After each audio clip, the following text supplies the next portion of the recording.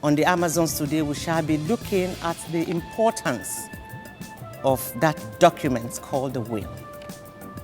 The will guarantees that when you pass on, your loved ones still feel the security that you give to them while you were alive. A will does not mean that you are fast forwarding the time that you are going to die, because nobody really knows when the time is.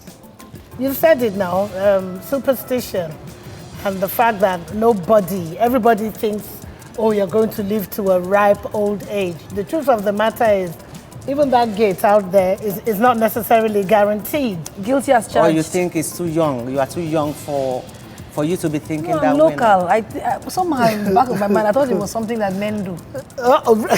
Yes. For some reason, I think it's something that a man should do.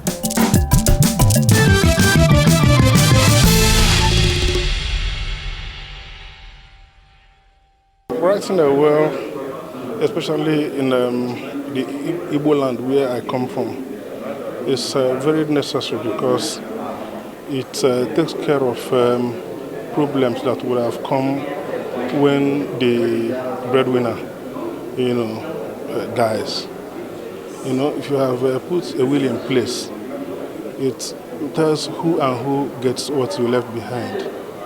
So a will, as we know it, usually is undisputable, and it puts a stop to every problem that would have come up. Especially where you have a large family, multiple wives, multiple children, the will ab initio tell who gets what. So it's a very necessary thing to do. For my view, I think it's very important to write a will. If you consider what happens these days, if you go around communities, you find out that when someone begins a family, it is strictly, in most cases, it's just you and your wife. You're there to raise the family.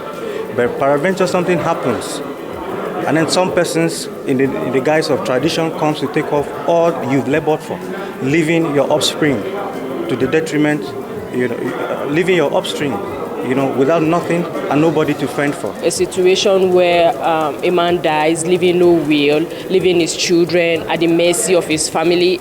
Over time, history has shown that in our society, things like that still happen, where family members come and take over ownership of a late person's assets at the detriment of the family. Oftentimes, the wife is kicked out, the children are left to fend for themselves.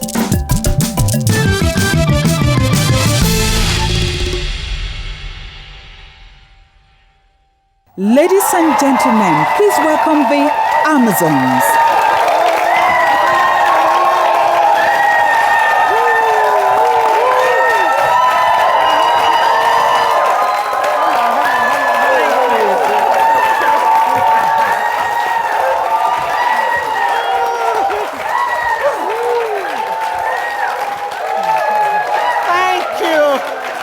Thank you, our beautiful audience. Thank you so much. Thank you for the love. Right back at you. Thank you. Nobody wants to talk about it, but it is a reality that exists with mankind. Man is born, man lives, man dies. Nobody knows exactly when the curtain draws for him or her, and what will happen thereafter to those that you leave behind. Today on the Amazons, we have heard about people passing on and their children plunge into a life of suffering despite the wealth they leave behind, all because they did not write a will. That document that will protect the interest of their loved ones in the event that they die. On the Amazons today, we shall be looking at the importance of that document called the will. The will guarantees that when you pass on, your loved ones still feel the security that you give to them while you were alive. A will does not mean that you are fast forwarding the time that you are going to die, because nobody really knows when the time is. A will also guarantees that there is peace in your family when you die. A will guarantees that your wishes are carried out even when you are no longer alive. We do not want to talk about will in Africa or indeed in Nigeria, but realities and the happenings in recent times shows that the importance of will can never be overemphasized. And that is what we are looking at today on the Amazons, Writing a Will. That document, legal document that safeguards the lives of your children, your loved ones, and indeed your wishes are still being carried out even when you are no more. My lawyer, my blogger, my writer, my co-anchor, Omasan Boah.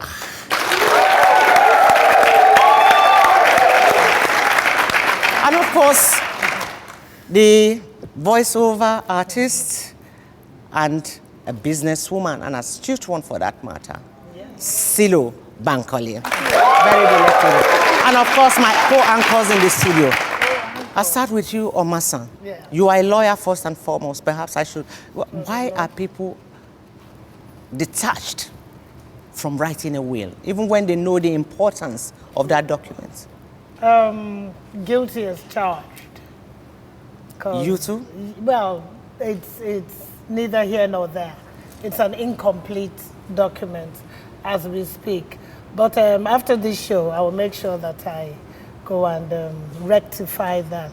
You've said it now, superstition and the fact that everybody thinks, oh, you're going to live to a ripe old age. The truth of the matter is, even that gate out there is not necessarily guaranteed. Sure. You know, we just pray for God's grace and all that, but only He knows the time.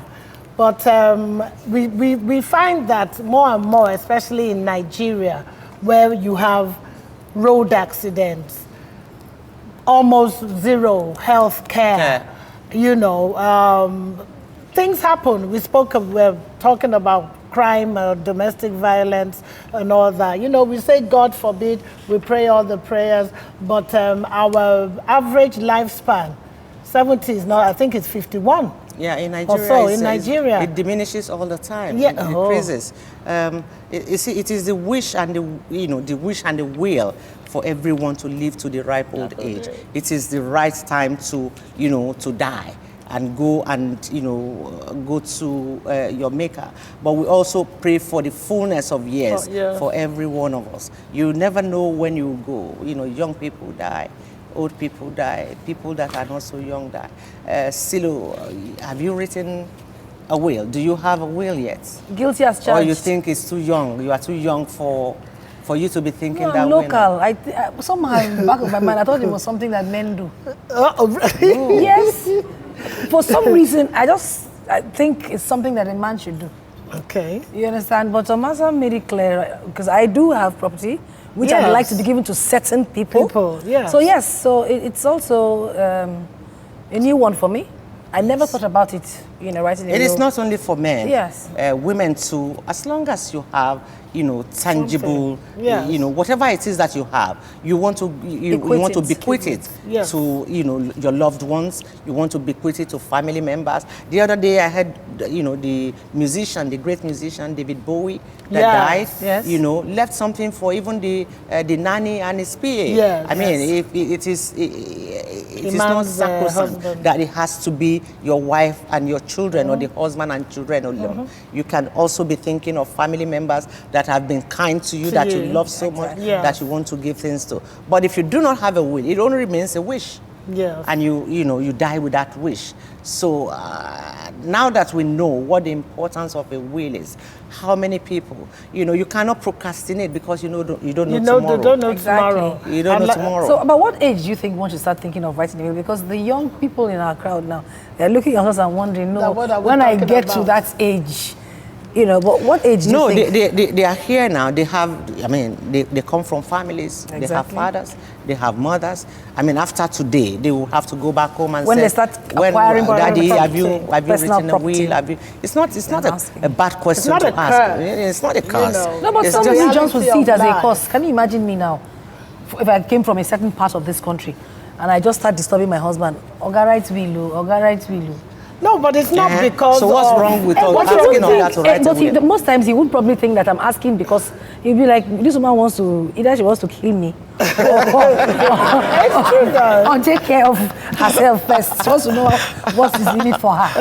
And that might be the reason why, I mean, you hear of, at least we were common people, you know, but you hear of the rich men with affluence, families, and the main guy dies and the children are left at each other's throats. And they end up selling all those properties. I can name a few, you know, but I won't. No, don't. You know, yeah, like you said, it is. I mean, it's not common to, you know, middle class or the not so rich. You know, the wealthy ones are the most guilty. You know, because they have so much. Because they have so much, and if they die without a will, we know of a certain lawyer in Nigeria Yes, exactly. whose children That are was- also lawyers. They are, you know, Yes, they yes. are big top lawyers. That was a shocker. When their daddy died, they were at each other's throat. They are end still up in court. court, I yes. don't know if they have settled that case now or not. But we'll talk more about this when we come back after the break, because we shall be meeting those whose loved one has passed away. We want to find out if this will writing that we are talking about, if indeed their loved one left a will behind to take care of those that they have left behind. We are looking at we want to cultivate and encourage Nigerians to look at, have a second thought about writing that important document called the will. That is what we are discussing today on the Amazons after the break.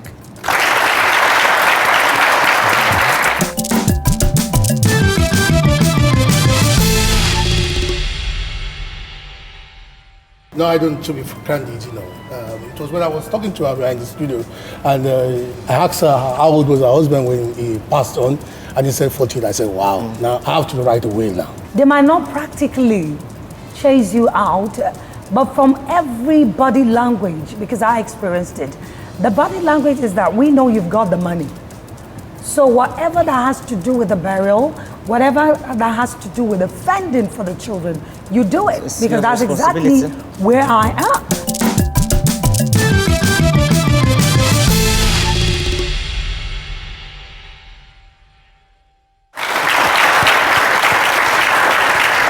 Welcome back to the Amazons, where today we are discussing the will, the need for you to write a will once you are of an age where you have loved ones, you have properties, you have wealth, you have, you know, put something on paper, you know, to look after your loved ones and those you leave behind when you depart. Because really nobody knows when the time is. It can happen anytime. It can be sudden. It can be through an illness. Remember, they said you have to be in a certain state of mind before a will can be accepted. Exactly. Oma-san, tell us about that. You have to be in a normal state of mind. It's like you shouldn't be somebody that, especially when people are ill or in a hospital or in a bed in a hospital, you understand? So you have to have your full clarity faculty of mind. Yes. So you see why it's Cerebral. important to even write it even before you fall ill. Today we have two guests. One is a woman whose partner, her husband, has passed on. She will be coming to talk to us about the importance of a will, and if her loved one ever got around to preparing one. Please welcome to the Amazons, Regina Chris Ogbodo. Regina, please come on stage.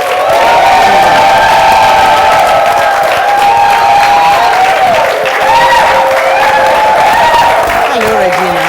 Welcome to the Amazons. Thank you. Please have a seat. Hi. Also joining us on stage is Mr. Abiodun Kopolui, a husband, a father, and a publisher.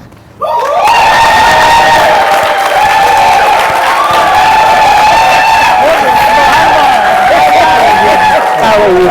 Nice to see you. Please have a seat.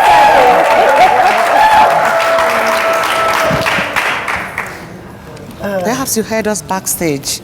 I'll start with you, Regina. How are you? I'm good. Good. Tell us, you are a widow, obviously. I mean, we've talked backstage. A widow. We're talking about a will.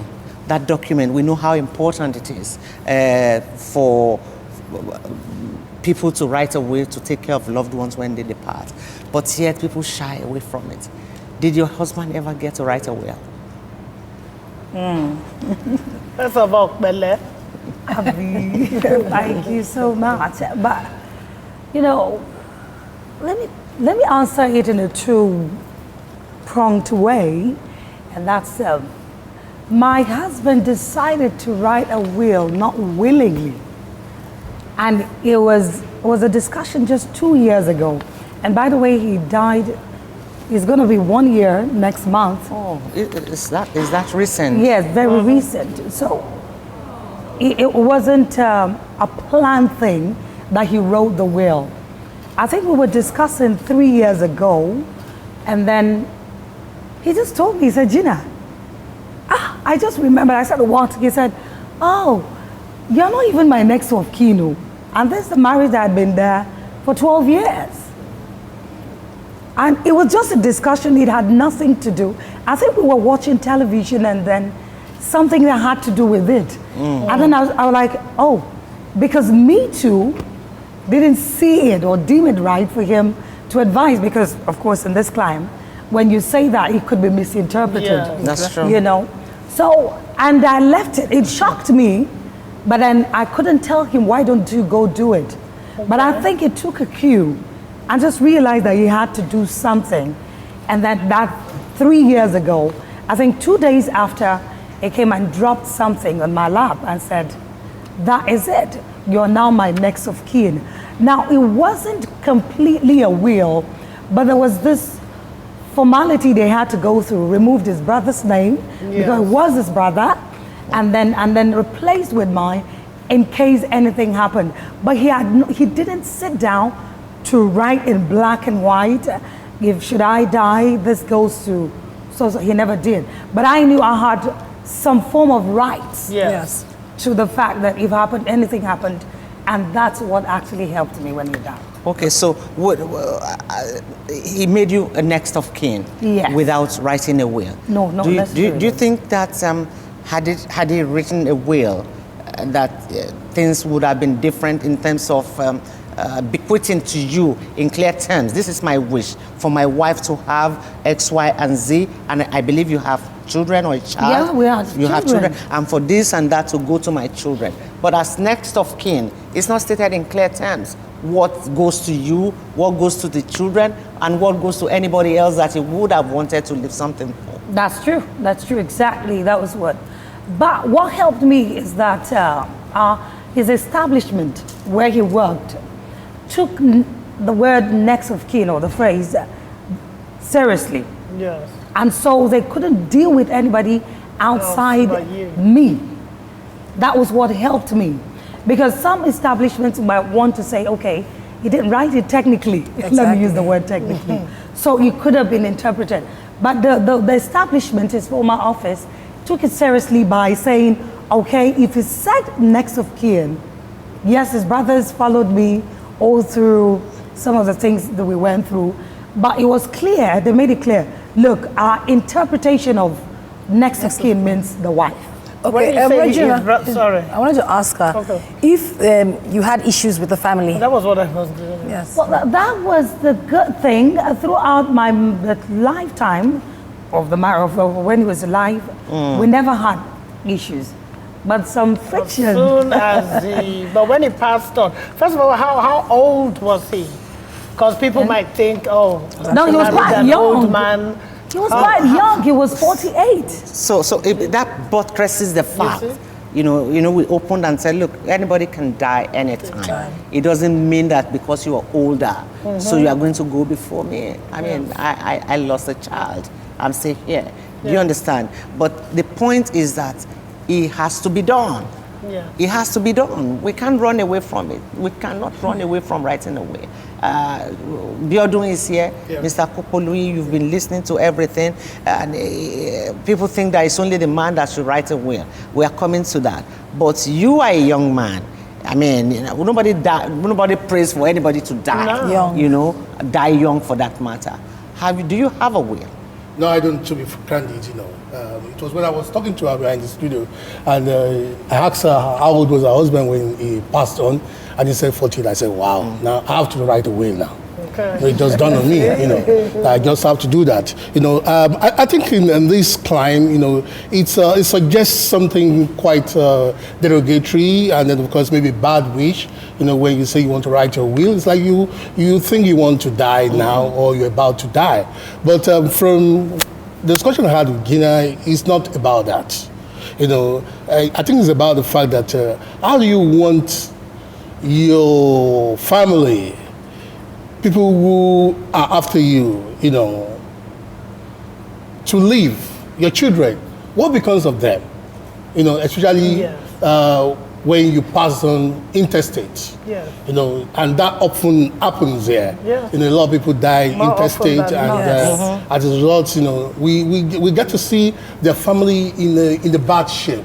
Their life becomes skewed, and anything happens to them, and then they come from that high horse to the lowest, and I don't think it's good enough. Like I said, I have to start thinking about that, and I think this is a good message, to all. Thank you, Gina, and of course, you have children, Mr. Yes, Kopolui, I have lovely children, and I don't want their life to be disarray anyway. Because if I of eventually your own- pass on ceremoniously or unceremoniously.